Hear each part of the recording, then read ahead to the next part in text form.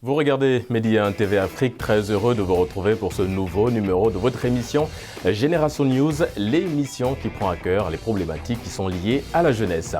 Au sommaire de cette émission, nous allons consacrer la première partie à la problématique liée à l'orientation des nouveaux bacheliers. Jeunesse et réseaux sociaux, quelle politique de protection des données personnelles? C'est la deuxième et dernière problématique de votre émission. Et pour en parler aujourd'hui, j'ai l'honneur de recevoir Baye. Baye, vous êtes psychologue et conseiller d'orientation au Centre national de l'orientation scolaire et professionnelle. Merci d'avoir répondu à notre invitation. Merci Régis.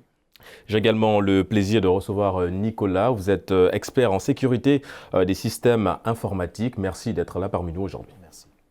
Nous avons également Idrissa, vous êtes responsable de communication au CIMEN, le système d'information et de management de l'éducation nationale. Merci également d'être là parmi nous. Merci de l'invitation. Et nous avons le plaisir de recevoir à nouveau Idiatou. Vous êtes doctorante, vous préparez une thèse sur les droits et libertés fondamentaux et la régulation du cyberespace en Afrique de l'Ouest. Merci également d'être là. C'est moi qui vous remercie. Alors, je le disais dans mon introduction, nous allons consacrer la première partie à l'Afrique, université, quelle solution pour l'orientation des jeunes. Alors, l'orientation scolaire ou universitaire est une étape incontournable dans la vie des adolescents et des jeunes adultes. Chaque année, des milliers de jeunes passent avec succès l'examen du baccalauréat, un diplôme censé leur ouvrir les portes de l'enseignement supérieur. Mais pourquoi aujourd'hui la problématique de l'orientation des jeunes bacheliers, de nouveaux bacheliers, sonne un petit peu comme un casse-tête du côté de l'enseignement supérieur, le ministère de l'enseignement supérieur? Eh bien, cette question se pose tout simplement parce que, comme on le dit très souvent, et c'est la loi de l'offre et de la demande qui se joue ici.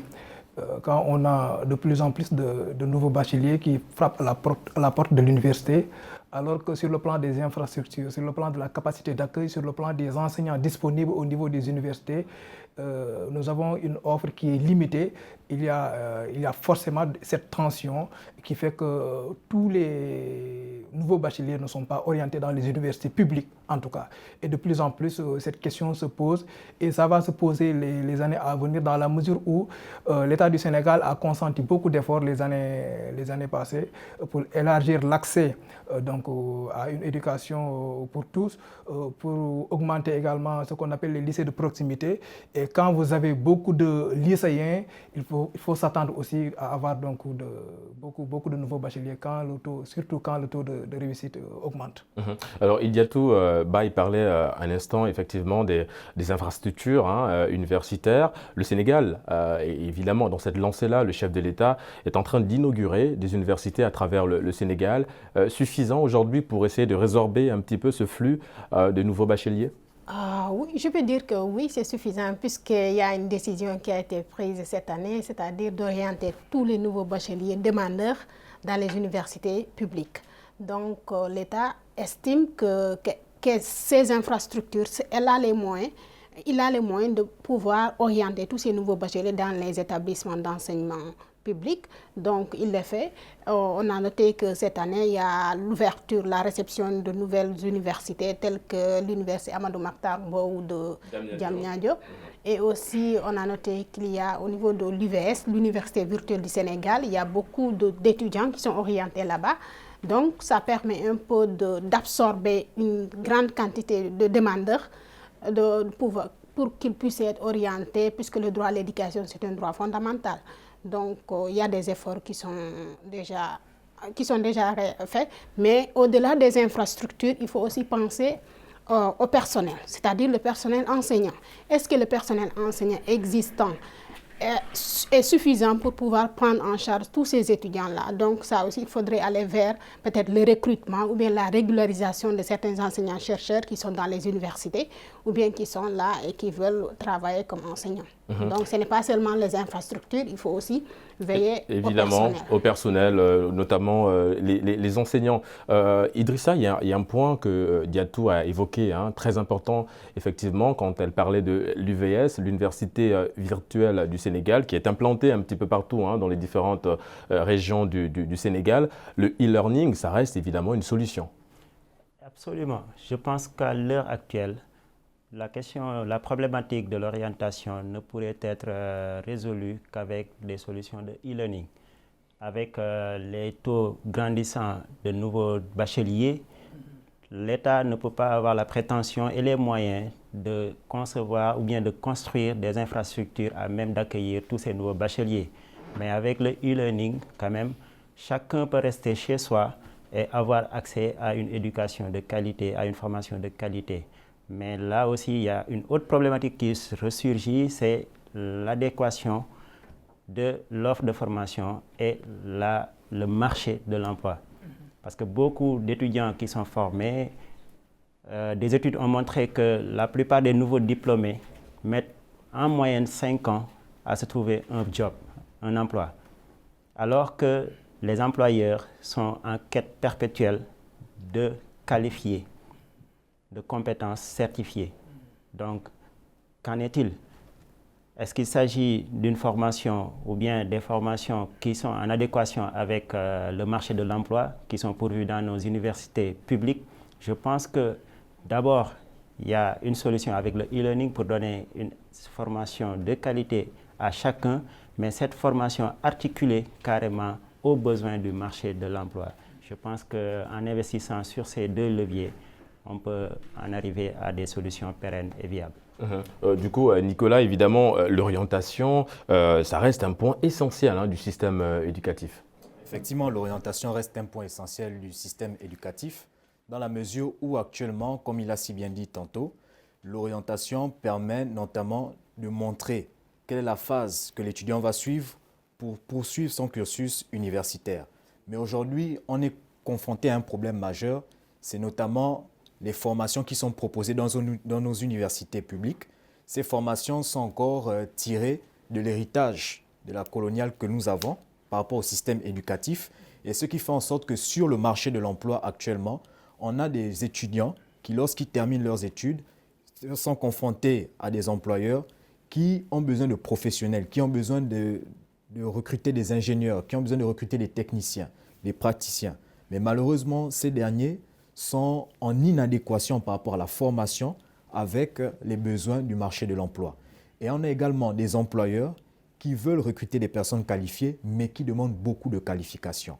Donc je pense que c'est là une problématique qu'il faut également résoudre, c'est-à-dire permettre notamment aux structures existentielles, notamment les universités, qu'elles soient publiques ou privées, d'entrer en partenariat avec des entreprises afin d'appuyer l'orientation des étudiants au niveau de ce qu'on appelle l'apprentissage, notamment les stages. Les stages d'entreprise vont permettre notamment à ces étudiants qui sont en formation de pouvoir expérimenter le milieu professionnel, et lorsqu'ils sortiront, ils auront véritablement une expérience qui leur permettra de rentrer facilement dans le milieu de... Allez-y, Diato. À l'adéquation entre la formation et l'employabilité, c'est-à-dire la demande de l'entreprise qui veut recruter, l'adéquation. Je pense que l'État du Sénégal a aussi fait des efforts, puisqu'il y a des instituts de formation, des instituts supérieurs d'enseignement professionnel qui existent déjà au Sénégal, et ce sont des instituts qui ont été décentralisés sur l'ensemble du territoire. Par exemple, au nord du pays, nous avons là-bas 2 instituts de formation professionnelle. Ce sont des instituts publics, donc ça permet un peu de former le jeune de lui permettre d'avoir une formation qualifiante, une formation diplômante et une formation professionnelle spécifique par rapport à la demande dans le marché de l'emploi. Donc, il y a des efforts. C'est encore insuffisant. Parce qu'aujourd'hui, lorsqu'on a pris un peu le cas des universités que vous avez essayé d'énumérer, qui ont été construites autant pour moi au niveau de tout le Sénégal, malheureusement, c'est insuffisant. Pourquoi c'est insuffisant aujourd'hui? Parce qu'on a l'État qui, auparavant, avait fait recours au secteur privé pour pouvoir pallier à ce déficit-là. Et aujourd'hui, l'État a pris comme solution, notamment l'UVS, qui absorbe un gros gap d'étudiants, mais malheureusement, c'est toujours insuffisant dans la mesure où on a encore des structures publiques qui accueillent un grand lot. Et lorsqu'on va dans les facultés, généralement, on arrive dans une classe où on a 3000, 2000, 1000 étudiants, Et la vraie question qu'il faut se poser, c'est quelle est la qualité maintenant de la formation qui sera dispensée? Quelle est la qualité de cette jeunesse lorsqu'elle va sortir de l'université? Parce que c'est des questions. On aura le temps, évidemment, de revenir sur ces problématiques-là. Et dans votre argumentaire, il y a des points très importants, évidemment, qui ont été évoqués. Est-ce qu'il faut toujours, parce qu'évidemment, quand on échange, la solution qui revient, on parle de réformer le système éducatif. Est-ce que ça reste la solution? Absolument, je pense que c'est la seule solution durable, en tout cas que l'État du Sénégal doit emprunter. C'est-à-dire, je rebondis sur ce qu'a dit mon ami Nicolas, il faut diversifier, c'est-à-dire diversifier les filières de formation, sortir du schéma classique qui consistait tout simplement à promouvoir les facultés de droit, de facultés de lettres et sciences humaines. Il faut diversifier, il faut créer donc de nouvelles filières, surtout que actuellement avec la découverte des ressources donc sur le gaz et le pétrole, il y a ce qu'on appelle les métiers émergents. Je pense qu'il va falloir anticiper et mettre l'accent donc sur ces filières qu'on appelle les filières émergentes. Mais aussi, je pense qu'il faut également aller vers la professionnalisation. Et à ce niveau, je pense que l'université actuellement est en train de travailler dans ce sens en se basant principalement sur les recommandations ici, donc des concertations sur l'enseignement supérieur. Je pense que de plus en plus, en tout cas, on encourage le développement des filières universitaires professionnelles, mais surtout donc des filières de formation courte. Mais à ce niveau aussi, je pense qu'attendre jusqu'à l'université pour pouvoir encourager la formation professionnelle, c'est un peu tard. Je pense qu'il va falloir donc descendre au palier entre le collège et le lycée. Et à ce niveau, moi, en tant que professionnel de l'orientation, on constate tous les années que quand vous prenez par exemple le nombre d'élèves orientés au niveau donc, du lycée, cette année, nous avons orienté 75 000 élèves au niveau des lycées publics du Sénégal. Mais si c'est 75 000 élèves, vous prenez par exemple, il n'y a que 2 000 qui sont orientés au niveau des filières techniques.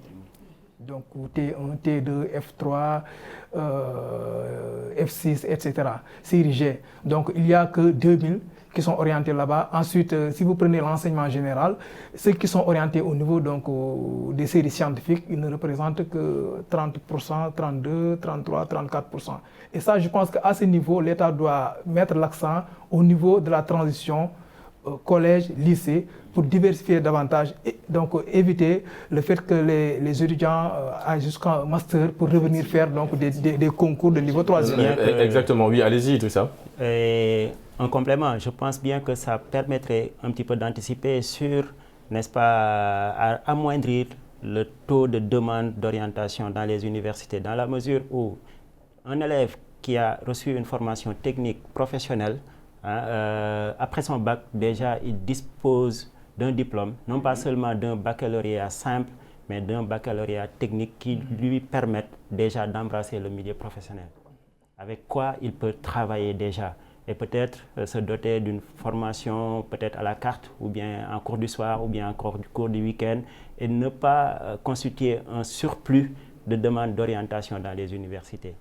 Et justement par rapport à l'orientation, il a dit effectivement les chiffres parlent et beaucoup s'orientent évidemment très peu vers les matières scientifiques. Ça a été d'ailleurs le leitmotiv de l'ancien ministre de l'Enseignement supérieur, le professeur Mary Tunian, qui voulait, à travers sa politique, sa stratégie, orienter beaucoup plus les jeunes vers les matières scientifiques. Idiatou. Oui, tout à fait. Je suis tout à fait d'accord avec Baye.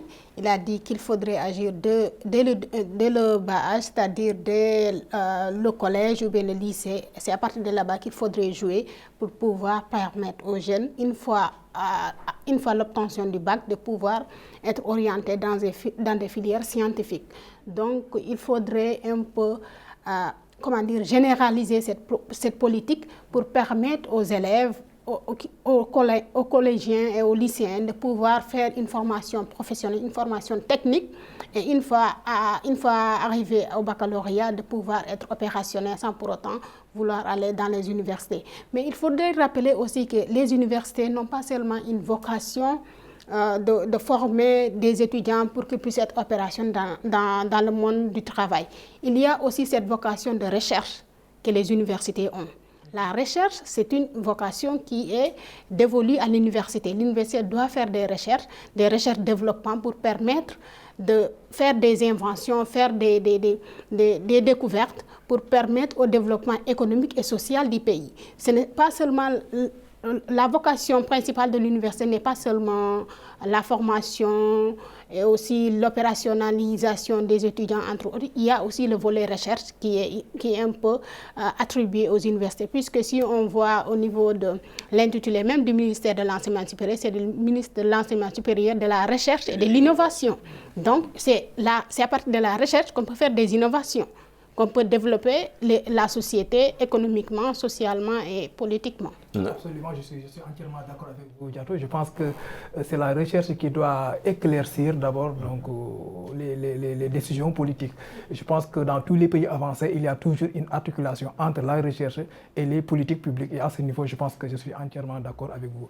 Mais pour l'orientation au niveau des filières scientifiques et techniques, mais aussi au niveau de la formation professionnelle, il faut dire aussi qu'il y a un problème de perception et de représentation que les Sénégalais, les parents, les élèves, les apprenants se font des formations professionnelles. Très souvent, quand vous avez votre BFM, vous dites que je veux faire une formation professionnelle, ce n'est pas très bien perçu. Et là, il y a un problème d'information et de communication qui fait que dans nos sociétés, par exemple, dire que j'ai mon BFM, je veux faire par exemple un BT en électronique ou bien en restauration, les gens vont se dire que c'est l'échec, à commencer par les parents. C'est ça.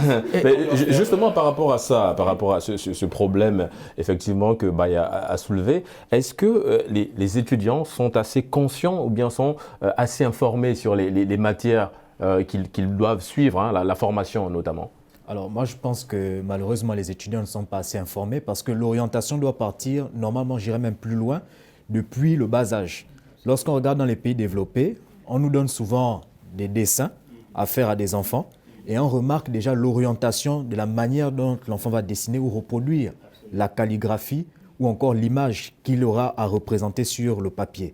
Et à partir de là, vous avez des conseils psychologiques, des conseils pédagogiques qui vont suivre l'enfant de bout en bout jusqu'à la fin de son cursus et qui vont pouvoir l'orienter, arriver une fois au bac, pour permettre à ce dernier d'embrasser la profession ou la carrière qui sied avec sa vocation. Et lorsqu'on regarde le contexte général de l'Afrique, on constate que malheureusement, on a dévalorisé les personnes qui n'ont pas les diplômes. Et c'est ce qui fait en sorte qu'aujourd'hui, on se retrouve dans un écosystème où, malheureusement, quand une personne a le BFM, ou à le CEP, ou encore à un diplôme inférieur au bac, on considère que cette personne-là n'a pas assez fait l'école et que par conséquent, elle ne mérite pas un bon traitement d'un point de vue social. Et donc aujourd'hui, on doit pouvoir mettre en place des politiques qui consistent non seulement à orienter, mais aussi à appuyer les étudiants en leur expliquant clairement quels sont les débouchés des formations et quels sont les contenus des matières et également des programmes qu'ils vont suivre. Exactement, parce qu'on assiste à un flou en général chez l'étudiant qui est indécis, qui ne sait pas trop quelle formation il va choisir pour suivre. Des fois, c'est des parents un petit peu qui les orientent. Est-ce que vous avez déjà été confronté à ce problème, Baye? Vous êtes psychologue et conseiller d'orientation. Absolument, je pense que l'une des raisons pour lesquelles le ministère de l'Éducation nationale, l'État du Sénégal, a ouvert des structures d'orientation dans toutes les académies du Sénégal, c'est un peu pour accompagner les jeunes, les apprenants sur les formations, les métiers, les études de manière générale.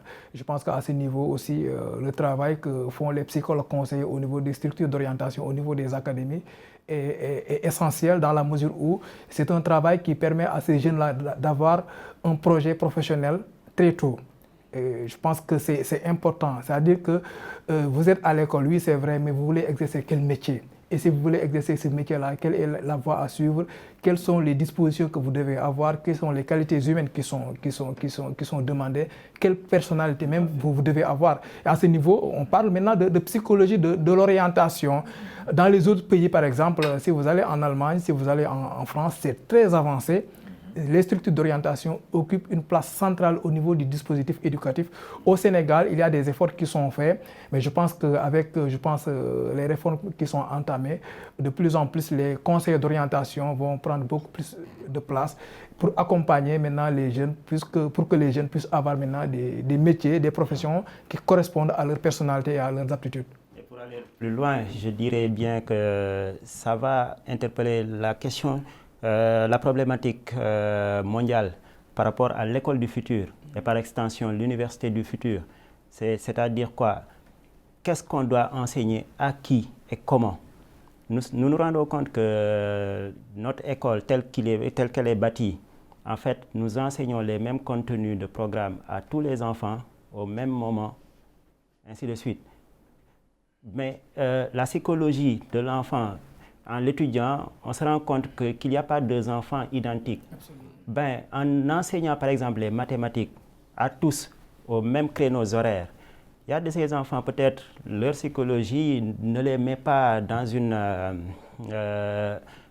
bonne humeur à telle heure pour pouvoir suivre les mathématiques. Effectivement, c'est parce qu'il n'y a pas eu un suivi dès le départ. Absolument. On a pris en compte le fait que les étudiants, par exemple depuis la classe des 6e, ont eu des lacunes en mathématiques. Absolument. Et là, c'est maintenant le rôle même au niveau de l'enseignement supérieur et de l'enseignement d'une manière générale dans les États africains, de prendre à bras le corps la problématique du suivi des étudiants et des apprenants dans les universités, les lycées et collèges. Et évidemment, il y a aussi la responsabilité des parents, parce que le suivi aussi, certes, ça démarre à l'école, mais le suivi également, ça vient à la maison, ça reste à la maison. Il y a des parents qui sont là aussi. Il y a tout pour. Alors, évidemment, on a écouté l'argumentaire de Idrissa et Baye. La question qui se pose aujourd'hui, c'est de savoir si l'orientation scolaire, ça reste évidemment une démarche avec beaucoup de réflexion, mais tout autant importante aussi, on va le dire. Oui, c'est une démarche qu'il faut prendre en compte. Baye a bien souligné le problème. Donc, il est là, il connaît le milieu puisqu'il travaille dans ce secteur. Donc, l'orientation, ça existe dans certains pays. Il y a des conseillers en orientation qui passent de lycée en lycée, de collège en collège pour pouvoir rencontrer les élèves, voir leurs aspirations de carrière pour pouvoir les orienter sur telle ou telle filière, sur telle ou telle formation. Donc, ça existe, mais on peut dire que c'est insuffisant. On peut aller plus loin, comme l'a dit Nicolas. C'est-à-dire commencer dès le primaire, commencer à assister, à suivre l'enfant pour voir ses aspirations, ses prérequis, sur quel domaine, sur quelle filière il peut être disposé à être mieux adapté pour pouvoir être un bon cadre dans le futur. Ça permettrait même, par la même occasion, d'alléger le curriculum, ce qu'on enseigne à l'enfant. Nous nous rendons compte que notre programme est trop chargé, trop rigide, trop squelettique. Ben, il y a de ces enfants, en fin de compte, n'ont pas besoin de certaines matières qu'on leur enseigne. Et comme on dit souvent, time is money. Ben, on passe 10 à 15 ans à l'école à apprendre des matières qui, en fin de compte, ne nous serviront pas dans notre vie professionnelle. Effectivement. Ce temps-là aurait pu être mis à contribution pour renforcer les matières ou bien les disciplines dans lesquelles l'enfant a des prédispositions ou bien a des aspirations, à mon avis. Et comme disait dans une anecdote Toto, c'est pas que je ne veuille pas apprendre les mathématiques, mais on ne m'a jamais expliqué à quoi peuvent me servir dans la vie de tous les jours les mathématiques. Depuis que je suis sorti de l'école, je n'ai jamais été à un guichet où l'on me demande cosinus de la somme à verser. Oui, allez-y Nicolas. Notre ami Baye tout à l'heure, c'est qu'aujourd'hui, on est confronté à un problème. Il faut réformer le système éducatif africain, notamment des pays d'Afrique subsaharienne en profondeur. Revoir rapidement les programmes qui sont dispensés, les matières, et quelle est la nécessité pour ces États en termes d'infrastructures pour accueillir les étudiants et pour aussi former tous les étudiants et les lycéens et collégiens. Mais j'aimerais insister sur un point très important, c'est qu'aujourd'hui, en Afrique, on a un problème avec le psychologue, et notamment en matière d'orientation. Le psychologue, son travail aujourd'hui, c'est d'arriver à analyser le comportement et de pouvoir donner un diagnostic de l'état ou de la situation de la personne. Lorsque on a des systèmes éducatifs qui mettent totalement à part entière les psychologues ou les conseils d'orientation, on est en train de laisser libre cours, notamment à des pratiques qui consistent à toujours reproduire les mêmes principes d'hier aujourd'hui, alors que les besoins ne sont plus les mêmes dans nos systèmes éducatifs. Évidemment, il faut adapter, adapter les besoins. Il a parlé du rôle du psychologue que vous êtes, Baye. Quels sont les outils que vous mettez en place pour ressortir le profil idéal d'un étudiant et l'orienter facilement vers une formation dans laquelle il pourra facilement s'épanouir? Oui, je pense qu'au niveau des structures d'orientation, il y a déjà ce qu'on appelle l'entretien d'orientation. L'entretien d'orientation consiste à recevoir l'apprenant qui pose des questions. Je veux faire tel concours. Ensuite, le conseil d'orientation pose des questions. Pourquoi? Quelle est la profession de tes parents? Pour voir est-ce que, par exemple, le choix d'orientation repose sur des faits objectifs ou bien est-ce que ça repose sur des informations qui sont erronées? Et à ce niveau, je pense qu'il appartient au psychologue conseiller de donner toute l'information nécessaire à l'apprenant pour que ce dernier puisse prendre maintenant les décisions appropriées. Ensuite, je pense qu'il y a également ce qu'on appelle des tests, des tests psychologiques qui permettent un peu de détecter les aptitudes, le potentiel de l'élève, de l'apprenant. Il y en a qui sont beaucoup plus numériques, il y en a beaucoup qui sont beaucoup plus verbales, il y en a qui ont une intelligence spatiale. Et tout ça, ça correspond également à des métiers. À partir de ce moment, le psychologue conseiller, le conseil d'orientation va vous montrer tes forces et les axes de progression, pour ne pas dire les limites sur lesquelles tu dois travailler. Et je pense que c'est essentiel, c'est fondamental. Et le troisième volet sur lequel les conseils d'orientation psychologue interviennent, c'est ce qu'on appelle l'accompagnement psychosocial. Vous savez que l'éducation, ce n'est pas uniquement l'enseignant, ce n'est pas uniquement les outils pédagogiques, mais aussi il y a des aspects donc, de motivation, de concentration, d'attention. Et tout ça, c'est important. Très souvent, vous voyez des apprenants qui abandonnent parce que tout simplement, ils pensent qu'ils ne peuvent pas réussir. Et ça, c'est un construit qui se fait à travers, par exemple, la famille, les enseignants, le discours des autres qui tendent, par exemple, à dévaloriser la personne. Et si vous êtes dévalorisé, vous perdez en confiance, vous n'êtes pas motivé et il est extrêmement difficile donc de réussir dans les études. Et c'est l'heure pour nous de marquer une courte pause avant évidemment de revenir pour la deuxième et dernière partie de cette émission. Nous vous retrouvons dans une poignée de minutes. À tout de suite sur Medi 1 TV Afrique. De retour sur Medi 1 TV Afrique pour la deuxième et dernière partie de votre émission Génération News.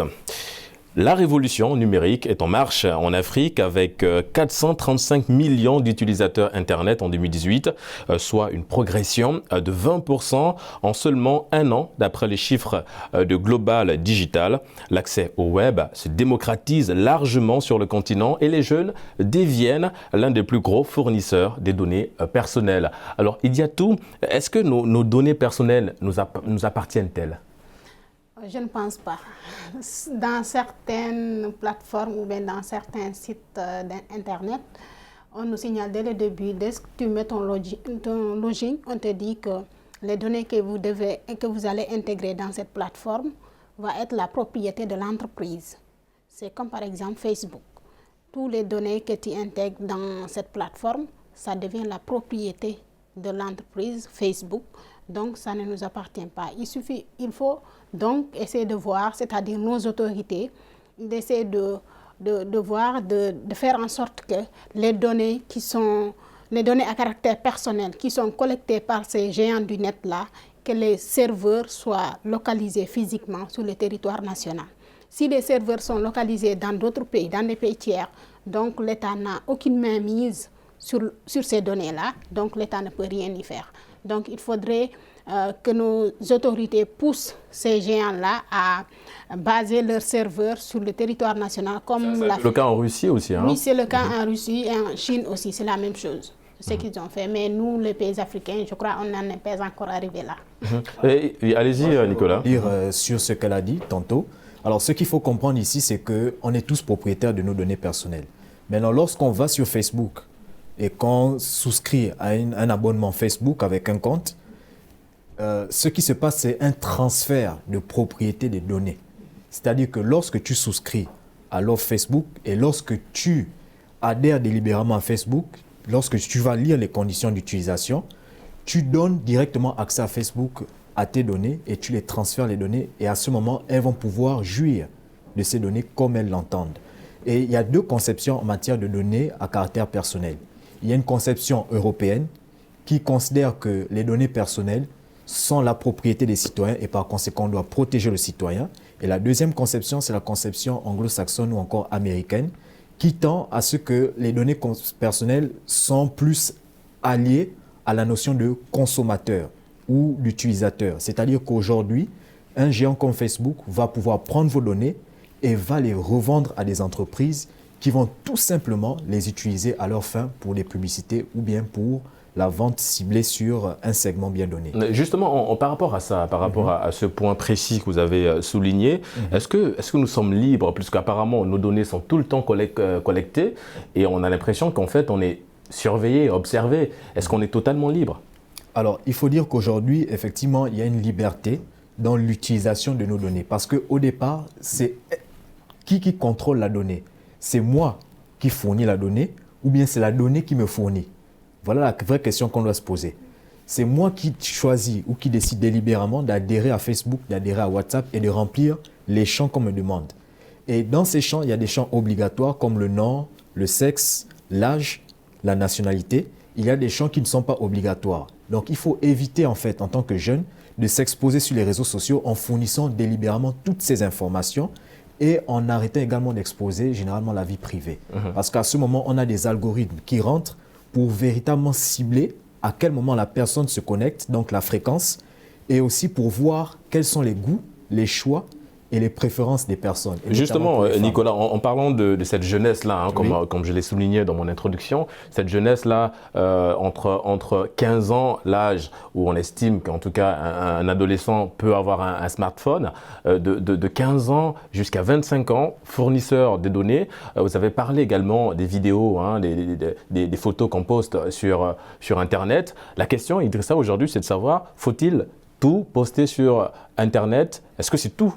Absolument pas. Absolument pas. En fait, il faut que chacun puisse cultiver en soi la culture d'une utilisation responsable du numérique. Ce qui, à mon avis, devrait être introduit en tant que module dans nos curricula. Qu'il s'agisse de l'enseignement dès le bas âge, à l'élémentaire, au collège, jusqu'au lycée, mais aussi peut-être même au-delà. On se rend compte que même dans les pays occidentaux, ils en sont à cette réflexion, à voir comment concevoir des modules de formation, d'éducation aux médias. Ce qu'il nous manque, chacun y va selon ses goûts, selon ses perceptions, et on a des utilisations pas toujours contrôlées, des utilisations malsaines. Alors, il faut dire qu'à ce niveau, c'est très important. Il y a ce qu'on appelle l'intégrité de la donnée et la sécurité. Lorsqu'aujourd'hui, on prend des plateformes comme Facebook, YouTube, des plateformes comme Twitter, LinkedIn encore pour les professionnels, ce sont des plateformes qui ont un devoir d'intégrité des données. C'est-à-dire qu'aujourd'hui, on ne doit pas déformer, on ne doit pas transformer et on ne doit pas permettre à ce que la donnée soit altérée. Ça, c'est pour le volet de l'intégrité. Pour la sécurité, c'est-à-dire qu'aujourd'hui, la plateforme sur laquelle nous allons mettre à la disposition nos données, cette plateforme-là doit être sécurisée. Et elle doit permettre à ce que les données ne soient pas transférées illégalement ou illicitement et qu'il n'y ait pas également d'intrusion. C'est-à-dire, par exemple, un cyberhacker qui vient s'introduire sur Facebook et qui prélève des données à tout bout de champ et qui s'en sert à ses fins.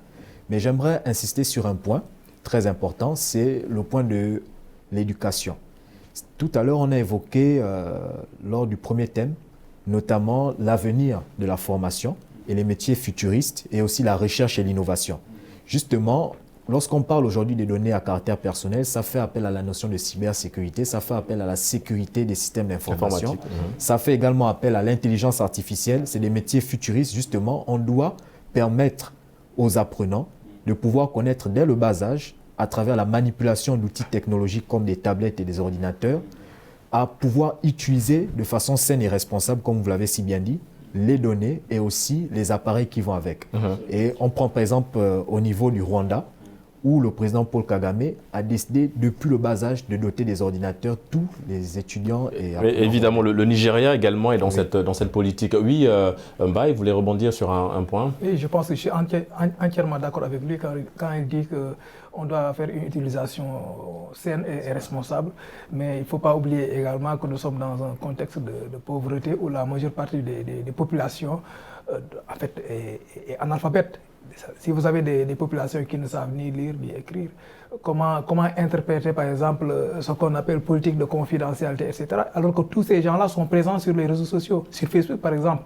Et je pense que pour rejoindre un peu mon ami Idrissa, il va falloir développer maintenant une éducation au numérique, préparer les jeunes, préparer les familles, puisque le numérique aujourd'hui, c'est pas uniquement une compétence technique, mais je pense que c'est devenu maintenant une compétence de vie. C'est-à-dire que n'importe quelle génération, n'importe quel sexe, n'importe quelle profession, vous avez besoin d'utiliser ces outils-là et donc d'avoir un minimum donc, de compétences à la matière. Et je pense que globalement, ça n'existe pas pour le moment. Allez-y, Diatou. Je pense qu'il faudrait développer, mais aussi vulgariser une culture de cybersécurité pour chaque individu, pour permettre aux gens de savoir comment utiliser les technologies de l'information de façon raisonnable et rationnelle.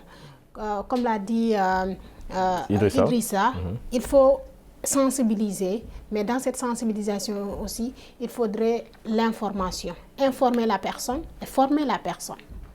Donc, il faut aller sur ces deux volets pour pouvoir un peu inculqué les gens, les citoyens à la culture de cybersécurité. Mais aussi, il faudrait noter que les données à caractère personnel, ce sont des données qui concernent seulement l'individu. C'est-à-dire vous, moi, entre autres, mais ça ne concerne pas les sociétés. Mais de façon juridique, si on définit les données à caractère personnel, ce sont les données des individus. C'est-à-dire tout élément qui permet d'identifier la personne directement ou indirectement. Ça peut être des données médicales, des données judiciaires, par exemple un casier judiciaire, des données bancaires de la personne. Donc, c'est l'individu qui est visé en matière de données à caractère personnel. Nicolas, vous évoluez dans le domaine de la cybersécurité. Quels doivent être les premiers réflexes d'un jeune qui se connecte sur Internet pour protéger évidemment ses données? Alors, le jeune, lorsqu'il se connecte sur Internet pour protéger ses données, la première chose qu'il doit faire, c'est d'abord bien lire les champs qu'il doit remplir. C'est-à-dire qu'aujourd'hui, il y a des champs obligatoires et des champs qui sont non obligatoires. Et identifier clairement et correctement le but, par exemple, du réseau social qu'il va adhérer. Et à ce niveau, il doit également regarder à chaque fois les notifications qu'il va recevoir concernant les conditions d'utilisation de ce réseau social. S'il constate que malheureusement le réseau va prendre les données, les prélever et derrière les utiliser à sa guise, là, ça doit attirer son attention et il doit s'attendre à recevoir des publicités. C'est généralement le cas de Facebook. Aussi, pour préserver sa vie privée, le jeune qui va rentrer dans les réseaux sociaux doit faire tout pour ne pas dévoiler ses informations privées. Lorsqu'on prend par exemple le cas de certaines applications, on a des notifications dans les conditions d'utilisation qui disent clairement que vous nous donnez l'autorisation de faire de la reconnaissance faciale. À partir de ce moment, une fois que, par exemple pour les jeunes filles, lorsqu'elles sont en train de se maquiller, on remarque qu'à chaque fois elles sont en train de se maquiller et que l'application se met en marche et tout de suite elle peut prélever l'image de la personne et l'utiliser à d'autres fins. Et à partir de ce moment-là, qu'elle ne s'étonne pas si elle va recevoir des notifications publicitaires pour le maquillage. Et justement, par rapport à ça, il y a un point que Nicolas a souligné qui est très important, c'est la reconnaissance faciale. On a l'impression qu'aujourd'hui, les maisons de téléphonie mobile sont évidemment dans cette quête-là, dans cette course de collecter les données personnelles. Quand on voit aujourd'hui, par exemple, des téléphones, pour déverrouiller votre téléphone, il faut une reconnaissance d'empreinte. Aujourd'hui, on arrive avec des téléphones nouvelle génération où il faut évidemment, comme Nicolas l'a souligné, la reconnaissance faciale. Est-ce que vraiment aujourd'hui, on n'a pas l'impression que si l'Afrique ne protège pas ses données personnelles, on va se retrouver dans une autre forme d'exploitation? Je pense que le problème se pose au niveau donc de l'origine un peu de ces technologies de l'information et de la communication. La majeure partie du temps, c'est des produits qui sont importés. C'est-à-dire que jusque-là, je pense que l'Afrique n'a pas la même mise, en tout cas, sur ses applications, sur ses réseaux, sur tout ce qui se passe actuellement, tout ce qu'il a développé à propos de ces serveurs-là. Je pense que globalement, c'est les Américains, c'est l'Europe qui a un peu la même mise sur ça. Et je pense que maintenant, l'Afrique doit travailler davantage pour être autonome et voilà, préparer sa jeunesse, ses populations pour pouvoir donc répondre de manière appropriée à ces inventions. J'aimerais enchérir sur un point très important. Yatou a dit tout à l'heure qu'il fallait qu'en Afrique, on essaye un peu d'héberger les serveurs sur le plan national de ces géants du web et de la technologie. Malheureusement, en termes de financement et en termes de moyens, les États africains ne sont pas capables de financer des programmes qui nous permettront d'accueillir ce qu'on appelle des databases dans lesquels on va héberger ces serveurs. Si on regarde la carte des serveurs avant 2018 en Afrique, les databases étaient essentiellement basées en Afrique du Sud. Il n'y avait que l'Afrique du Sud qui avait des databases. Après cette étape-là, on a eu maintenant d'autres pays qui ont accueilli des databases et au Sénégal, on a aujourd'hui 2 databases. On a également la politique au niveau de l'État même. Si on regarde un peu le Sénégal, c'est un des rares pays africains à avoir mis très tôt une politique de protection des données à caractère personnel. Déjà dès 2007, le législateur sénégalais avait voté une loi portant protection des données à caractère personnel.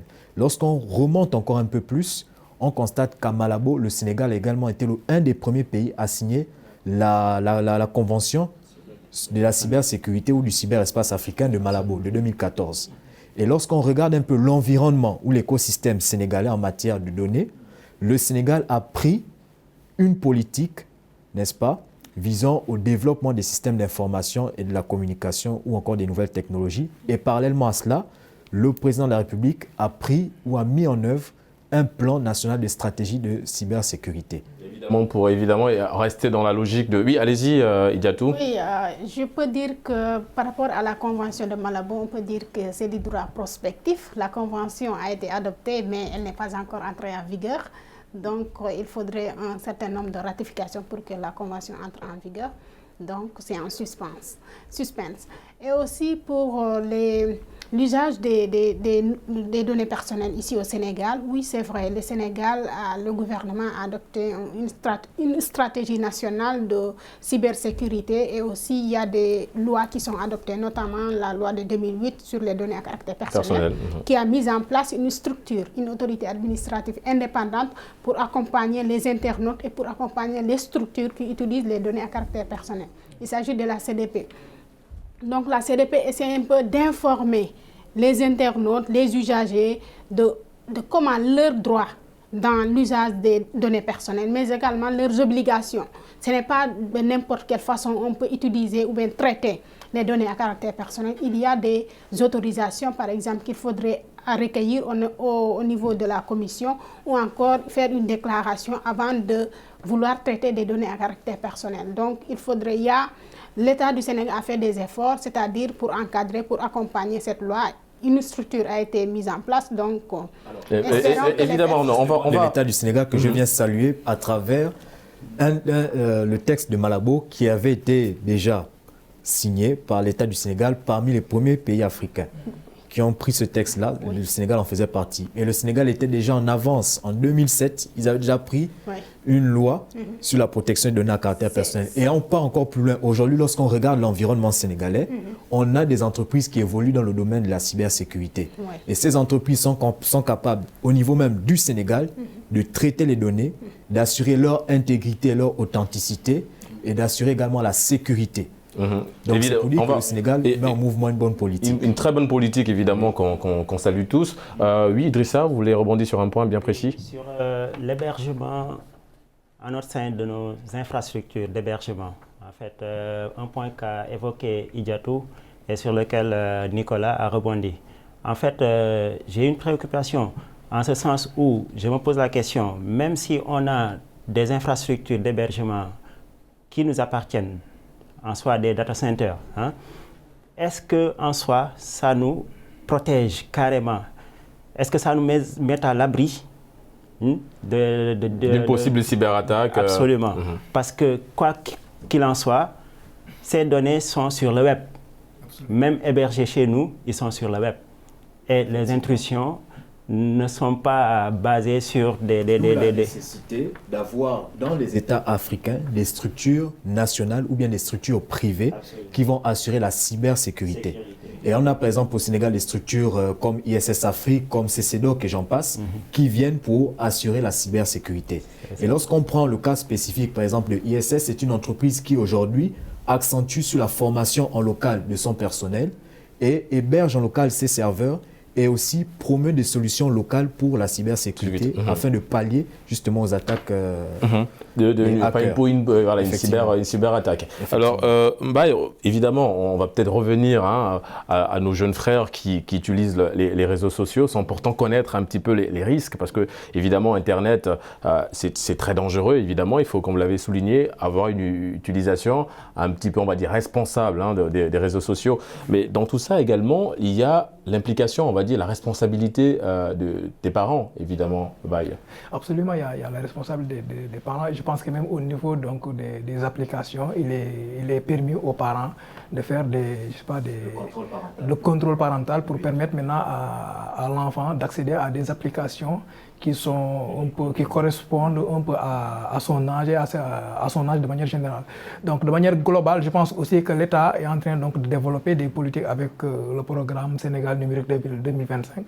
Je pense qu'il vise vraiment à préparer les populations, les structures d'État, donc de manière générale par rapport au numérique. Je pense qu'il faut travailler sur ce levier, essayer donc de préparer en même temps donc les enfants, les parents, mais aussi même notre administration. Aujourd'hui, quand on parle donc de e-administration, cela veut dire qu'on ne peut plus continuer à travailler comme on le faisait avant.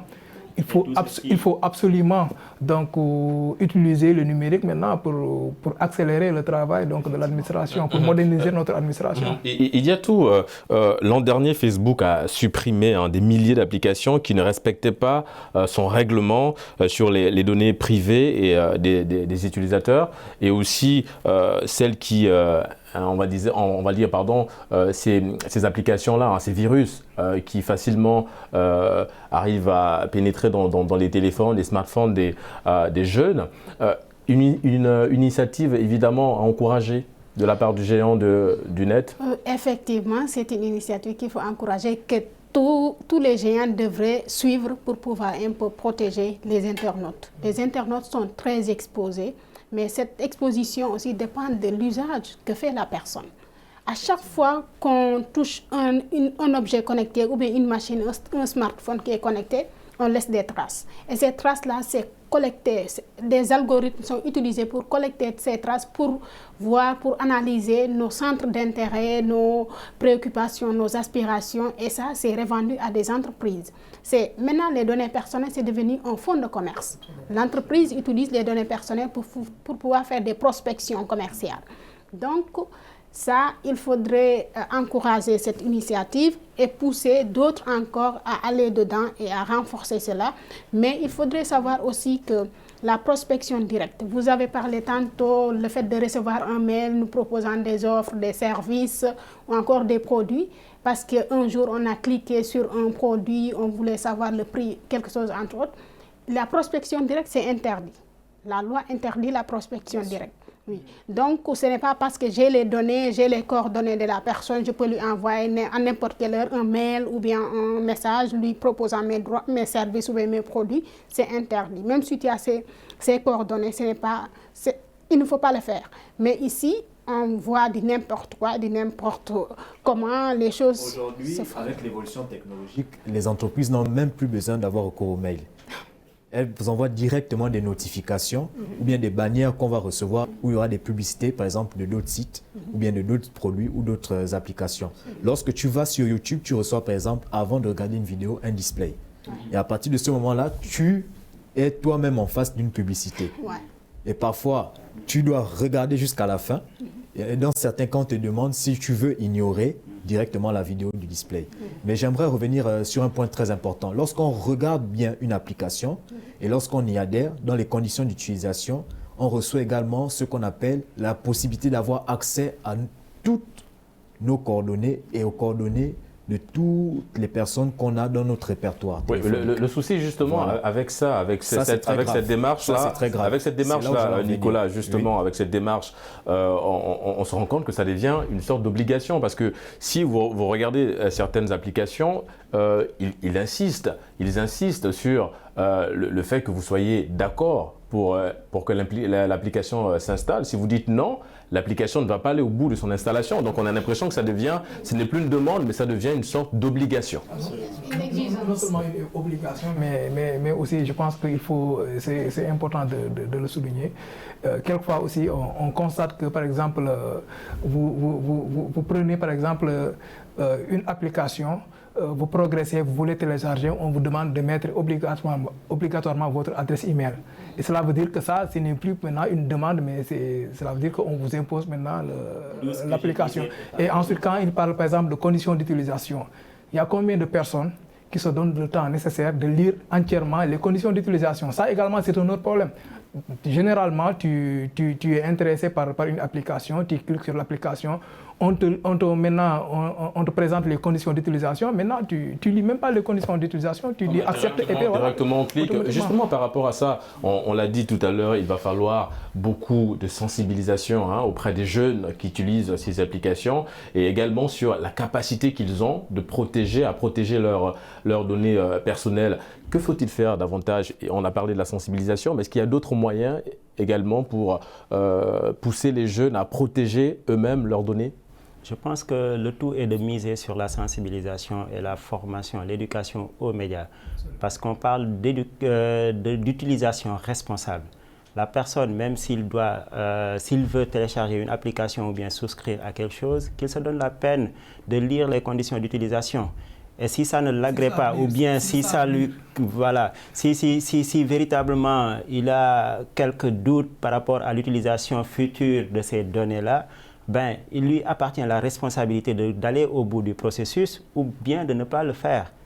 Alors, et je pense sur ce point, je pense que ces derniers temps, quand on suit un peu l'évolution de la législation sénégalaise, ces derniers temps, il y a beaucoup de procès. Il y a eu beaucoup de procès qui inculpaient un peu des jeunes qui avaient fait une utilisation abusive de ces réseaux sociaux, par exemple. Donc un peu cyberharcèlement, ou bien même ils ont attaqué des gens, ou bien même ils se sont prononcés sur des questions extrêmement sensibles liées à la sécurité nationale. Et à ce niveau, on s'est rendu compte qu'en réalité, ces jeunes-là étaient innocents. Ils n'avaient pas suffisamment d'informations, ils n'avaient pas de formation pour savoir que l'acte qu'il était en train de poser était dangereux. C'est ça. Il nous reste quelques minutes. Idiatou, vous voulez rebondir sur un point? Oui, par rapport un peu à la sécurité numérique. Je pense que maintenant, la sécurité numérique, c'est primordial. Ça s'impose à toute structure et à toute personne. Par exemple, de la même façon, de la même manière qu'une entreprise ou bien une administration recrute un agent chargé de la sécurité, un vigile entre autres, il doit aussi recruter un agent qui gère la sécurité de ces systèmes d'information. Donc, ce n'est pas seulement la sécurité physique, il faut maintenant veiller à la sécurité virtuelle, la sécurité numérique. Dans une entreprise, une structure, il faut veiller sur ça pour pouvoir protéger ces systèmes d'information contre d'éventuelles attaques de cybercriminels ou bien de hackers. Exactement, il faut protéger nos données. Nous sommes malheureusement arrivés au terme de cette émission. Merci à Nicolas, merci Baye, merci Idiatou, merci à Idrissa d'avoir participé à cette émission. Merci également à vous, chers téléspectateurs, de nous avoir suivis. Nous vous donnons évidemment rendez-vous la semaine prochaine pour un autre numéro de votre émission Génération News sur Média TV Afrique. Et d'ici là, bonne suite des programmes sur nos antennes.